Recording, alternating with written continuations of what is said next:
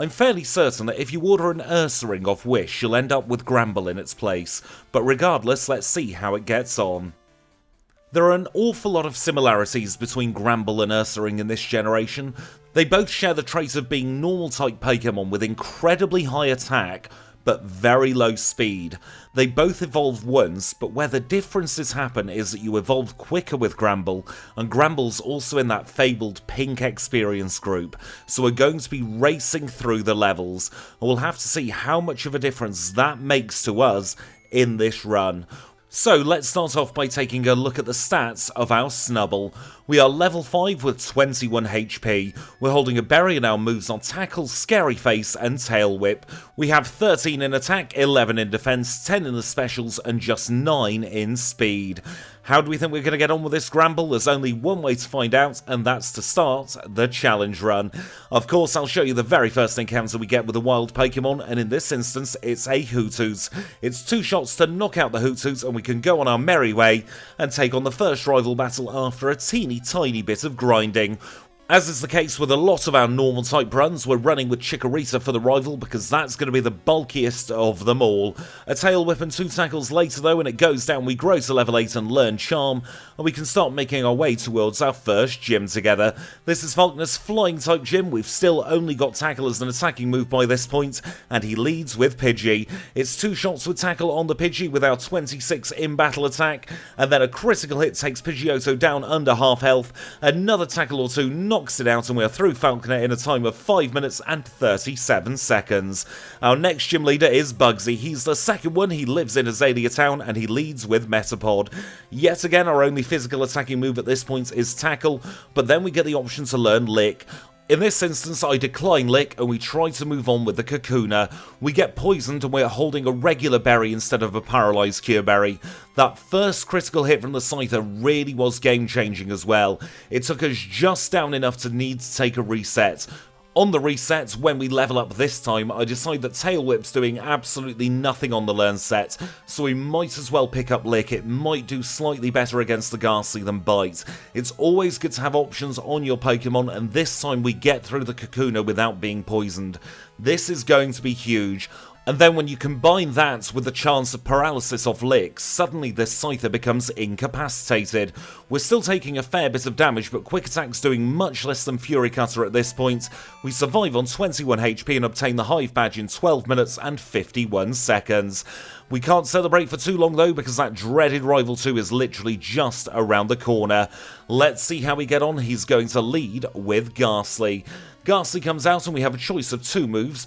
In the end, Lick is the one that ends up being chosen, and a lucky critical hit knocks it out in 1. We can turn our attention to the Zubat, and I try to go for the flinch strategy here. It didn't quite work, and we took a tiny bit of damage, and then we just stick with Tackle for the Bayleaf. Razor Leaf can hit very hard, but we get lucky because it doesn't critical hit. We survive on 6, and we can move on towards Goldenrod City. This is one of the places where Snubbull and Granbull diverge from the Ursaring line. We're going to evolve incredibly early. In fact, we evolve before the 3rd gym. When we run Ursaring, generally we evolve somewhere around about Morty, and it's against Psychic Mark we get to level 23, and we say goodbye to Snubbull and hello to Granbull. Let's see how Granbull now fares in battle against Whitney. We've equipped the Quick Claw for this battle, of course, because that Miltank is very speedy, and we now have Headbutt on the learn set. Headbutt is game changing because it turns Miltank into a 2-shot, a very easy battle indeed, and we knock out Whitney's Pokemon and obtain the badge in a time of 18 minutes and 18 seconds. We're on very good pace here. Let's see if we can keep it up against the 3rd rival battle. We bought a Fire Punch in Goldenrod department store to deal with a pesky Magnemite, and Bite is more than enough to take care of the Haunter. That means we're not on the clock for the rest of this battle, so we can relax ever so slightly, but it's looking like we're getting incredibly lucky. Fire Punch does a lot of damage against the Bayleaf. We're very good at tanking the Razor Leaf at this point, and we take only 14 HP worth of damage. We fall through the floor, and then we can take a look at Morty. He's our full gym leader together. He, of course, is a Ghost and Poison type specialist, and he leads with Ghastly. And this should be a very simple battle. It's going to be a one-shot on the Ghastly and the Haunter, and all we've got to hope for is that we don't get sent to sleep by the Gengar. Hypnosis misses, so we're on easy streets for the rest of the battle.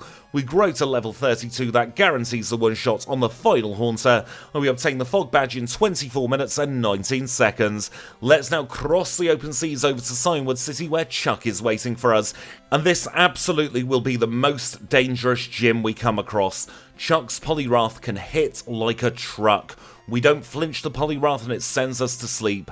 There's always a bit of a catch-22 situation with Chuck.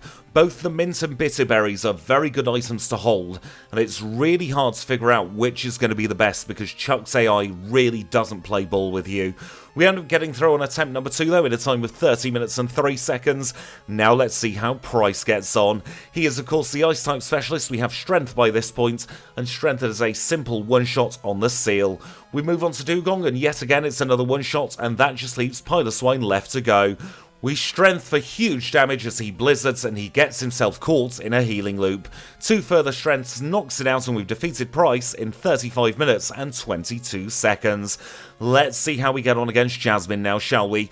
She is probably the most dangerous apart from Chuck, and she leads with Magnemite. Of course, the Magnemite are going to be easy and they both go away with a single fire punch, so we turn our attention to Steelix. I intentionally use Headbutt on turn number 1 to take her out of healing range for the fire punch. We defeat the Steelix and we obtain the Mineral Badge in 38 minutes and 1 second. Our next major battle happens in the Goldenrod Underground. The rival Ambush is here, so let's see how we get on. He leads with Golbat and strength as a simple one-shot against the Golbat, and up next is Magnemite. As we saw against Jasmine, a Fire Punch takes care of those. And out next is Haunter. We've learnt Shadow Ball by this point, courtesy of Morty, so that's another simple one-shot. We've returned back to strength for the Sneasel, and that goes away straight away, and suddenly he's only left with a Meganium. A critical hit knocks out the Meganium in one shot, and we are through him in 42 minutes and 2 seconds. The final Jotonian gym leader is Claire. She is a Dragon-type specialist who leads with Dragonair. Our special attack is just about high enough to take care of all of the Dragonair in one shot, so we can turn our focus instead onto the Kingdra.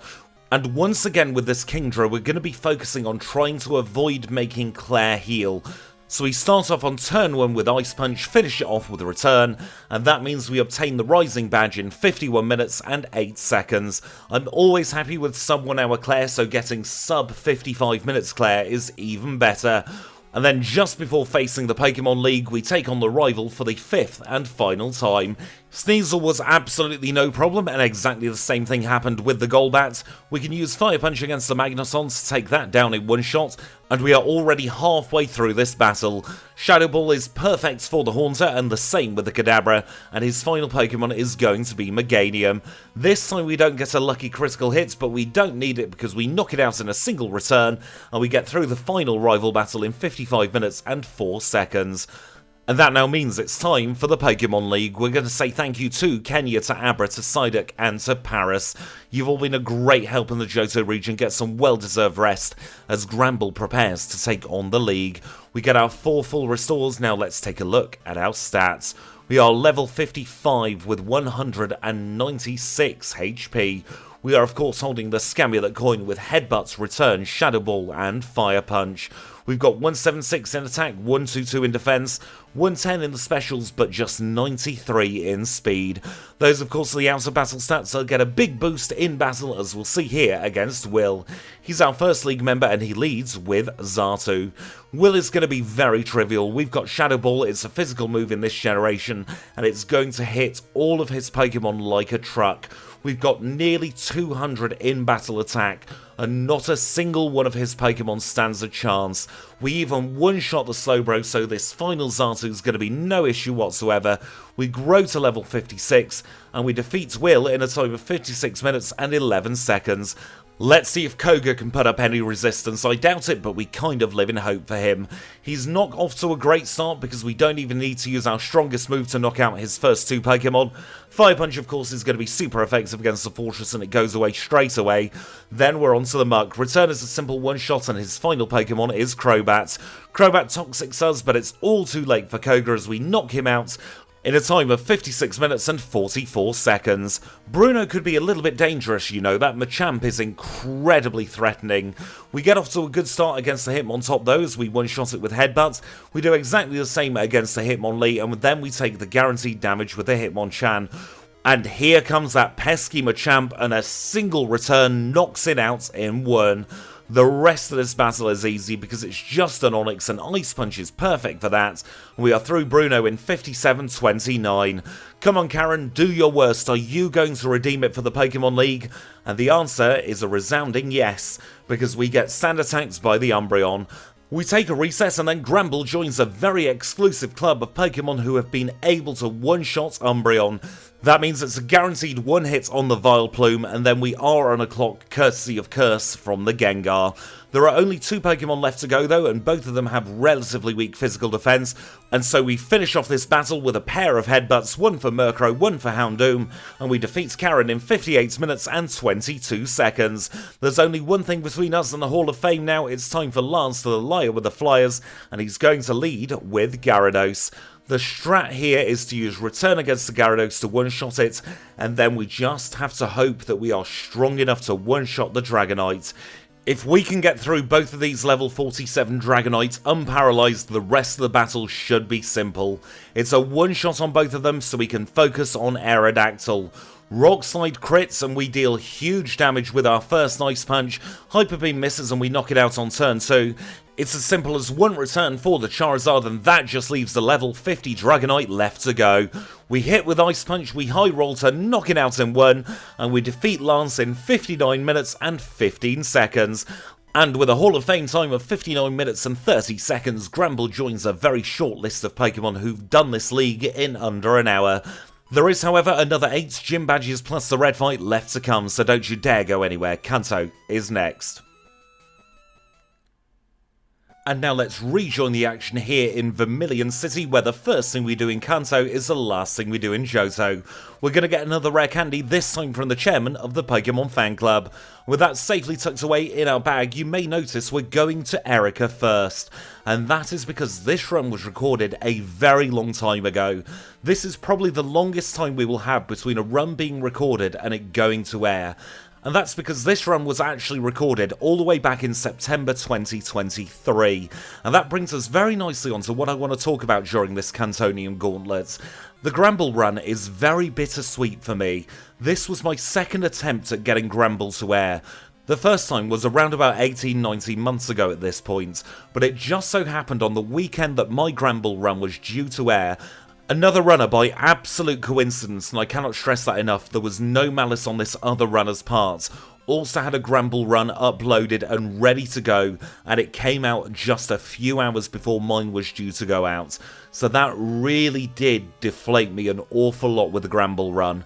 So I thought I'd hold on to the Granbull run for a little while and then try again a few months later, and exactly the same thing happened. It's inevitable when you're challenge running on YouTube that you're going to cross wires with other runners, and it just so happened that Granbull was not destined to make its appearance here on the leaderboard until well into 2024.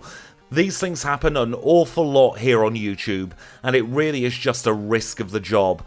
There's absolutely nothing anyone can do about it because we all have our own schedules, we all have our own ideas of what we want to put out next, and it just so happens that twice in a row Granbull had to be usurped. But it doesn't matter, Granbull's getting its time in the spotlight now, and it's doing very, very well for itself. And one thing that's really interesting is I've picked up strategies along the way that really could help Granbull get an even better time. But there are other strategies that I've dropped I'm noticing while I'm recording this voiceover that I'm thinking, yeah, they were really good strategies and I don't know why I've got rid of them in later runs. So this has been a bit of a blessing in disguise for me, because I'm able to analyse what we've done here on this Granbull run to make it so successful up to this point, and then we can combine it with the new knowledge and things we've learned since this run was recorded, and hopefully that will be one of the keys to getting even better times in the future. And regardless of the fact that this is a very old run by today's channel standards, I'm still incredibly happy with this run, and that's why I've decided to bring it to air and give Granbull the spotlight it deserved. And by using this very, very old run footage, we're able to stay true to the spirit of the channel, where we do the runs with the Pokemon on one of the very first attempts with that particular line. In this instance, it's not the very first attempt, because of course I wasn't able to upload that first run. However, it was one of the second or third attempts with Granbull, and I am incredibly happy with its final time, even though this is very, very old footage at this point. And now, just as a little final aside, please don't go to any of the other runners' videos and make a comment about the timing of their Granbull runs.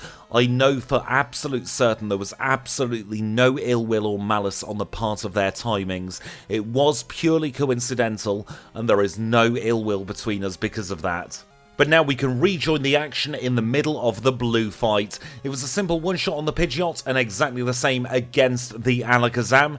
Here comes Rhydon, and Rhydon gets critical hits with an Ice Punch to knock it out in one, so we can turn our attention to Gyarados. Gyarados is a range with return, so he gets caught in a healing loop.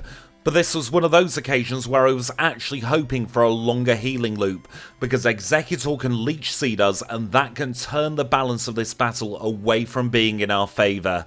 As it happens, Shadow Ball was a range on the Exeggutor as well, and he's only got Arcanine left to go.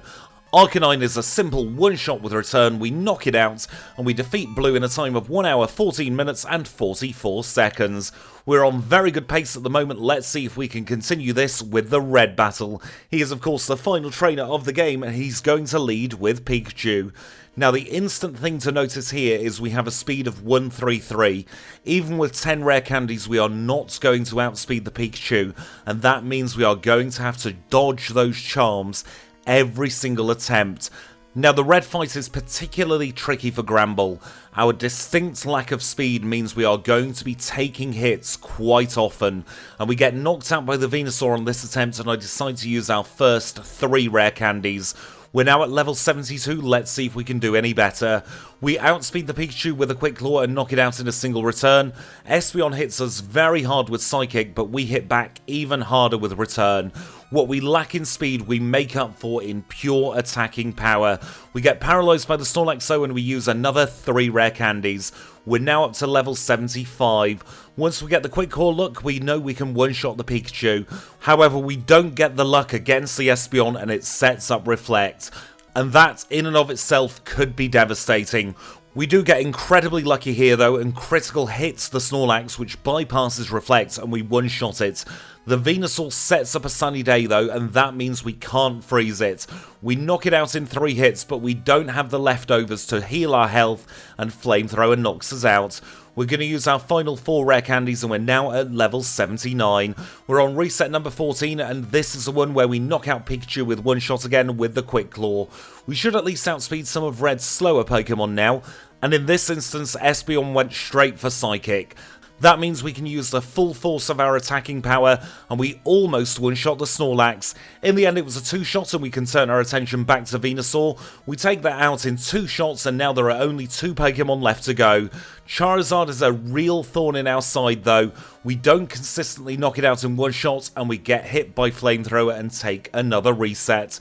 It's at this point I decide to teach Zap Cannon in place of Headbutt.